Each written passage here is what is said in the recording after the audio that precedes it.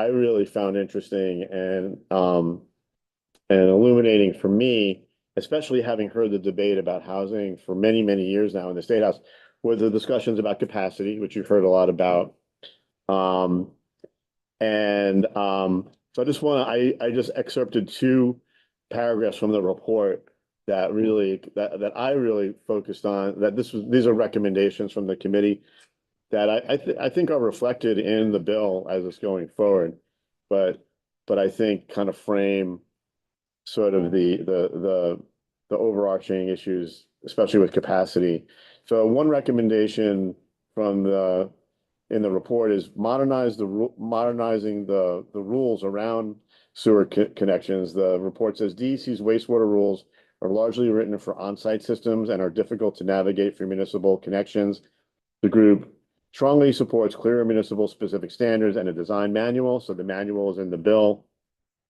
Even without statutory change, rule modernization would meaningfully improve predictability and usability. So you have the manual in the bill, which is a really good step, I think, towards creating that clarity. I was really surprised to learn that we didn't have separate rules for connections as opposed to on-site systems. My understanding is, having been on that committee, they're all kind of smushed together.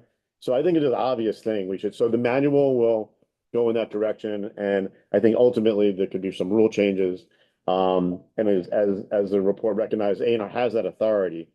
But so that was one thing, and I think that just kind of goes to how, like, we're taking a fresh look at how these rules work. The fact that we had these rules together. Connections are obviously very different than getting a permit for an on-site system, right? And you would want a completely set of different standards and make that clear. And then with regard to capacity, as you've heard, but this is what the report says. Says most importantly, capacity is the real housing constraint.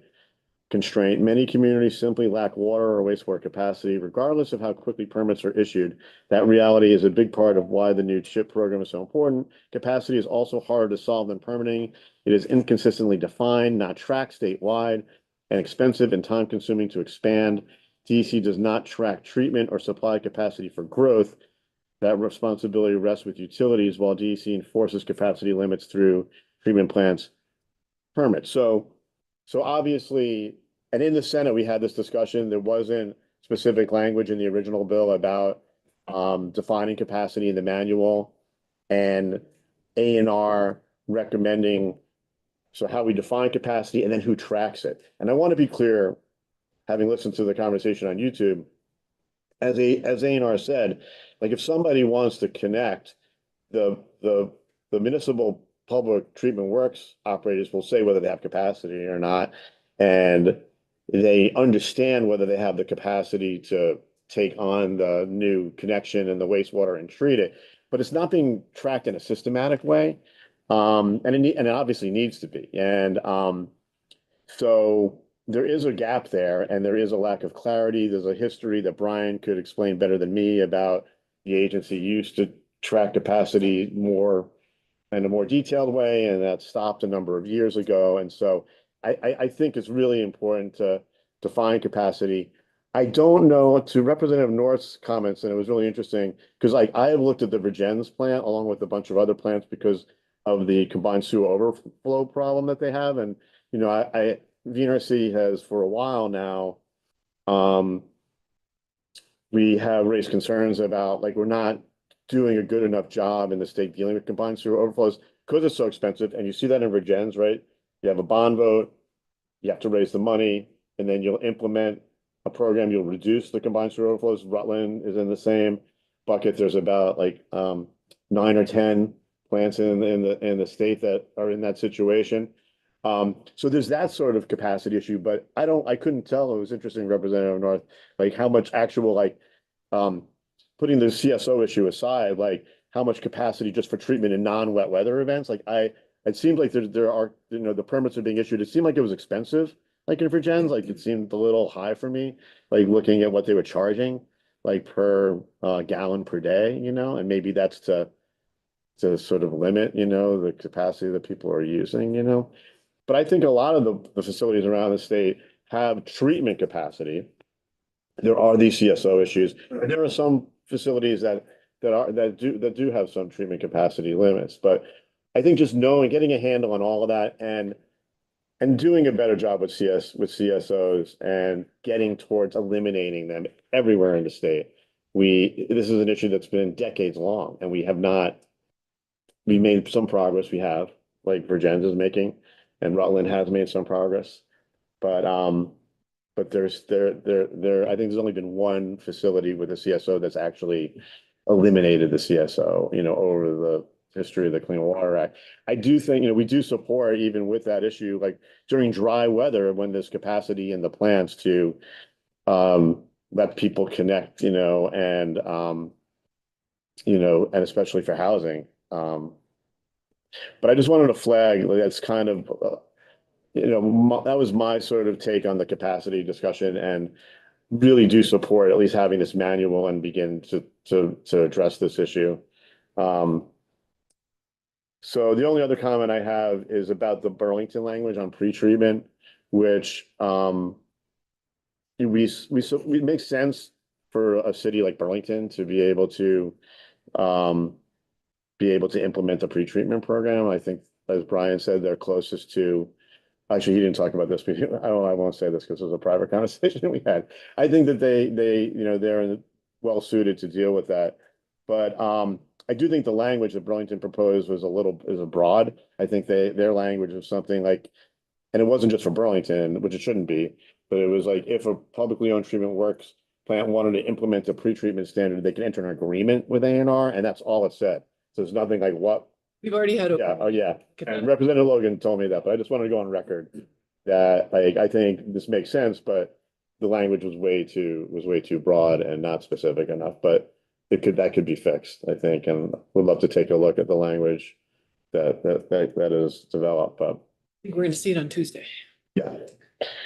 So that's really, we support S212. We did work with ANR and other people who have testified in the Senate to get some of that language changed, especially around capacity and the manual. And so we support the bill.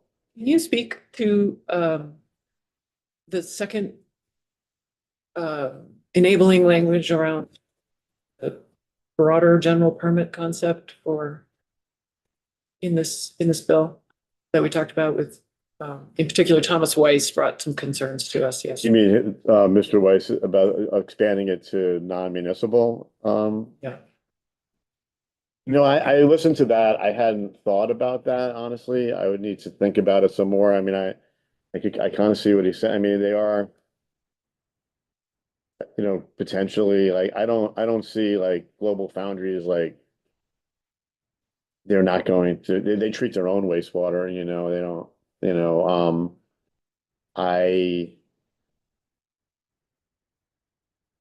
they're not connecting I don't know, they're not connecting anybody. It's just them. I mean, they're not looking to be like a utility, connecting other people.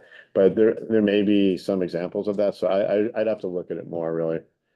Interesting question maybe for you, Brian. If someone, I don't know how many other examples there are. Yeah, I don't know. Picking on the one that but if there is a large, say, private industrial and independent facility, and they did want to sell some of their capacity, would they then become a utility and be regulated differently? Or what would happen in that case? How would you all deal with that? I know you said it's actually not your area of kind of jurisdiction, but In the wastewater context. Yeah. Like not drinking water. well, I guess in either, but I think it came up in this wastewater context. In the drinking water context, I can say that the connection would be viewed as a connection. If there's a different ownership structure, or if there's additional treatment and infrastructure associated with it, there would be a process to go through to understand who's responsible and going to manage that additional infrastructure. We do have things called consecutive water systems that are regulated under their own permits as individual entities. Generally, we want to try to encourage consolidation to the extent possible from a management perspective and encompass it under a parent permit, but it doesn't always happen that way. Wastewater, I probably shouldn't comment. I'm a little less familiar on how that would be handled, but I presume if Global was to do a connection to their wastewater treatment facility on their campus, it would be housed with it under that permit itself.